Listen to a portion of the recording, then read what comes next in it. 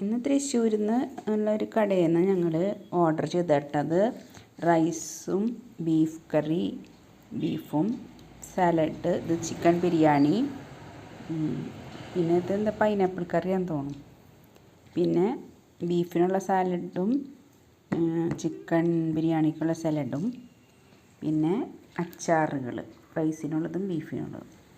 ഇത് കണ്ടിട്ടൊക്കെ നല്ലതാണ് തോന്നുന്നുണ്ട്. ഞങ്ങൾ കഴിച്ചു നോക്കണം ഇതെങ്ങനെയാണ്. ഇത് നെയ്ച്ചോറും ബീഫ് കറിയാണ് ഇട്ടത്. അതിന് 200 രൂപ കേട്ടോ. പിന്നെ ഇത് ചിക്കൻ ബിരിയാണിക്ക് നല്ല മണമൊക്കെ ഉണ്ട്. ചിക്കൻ ബിരിയാണിക്ക് 225 രൂപ കേട്ടോ.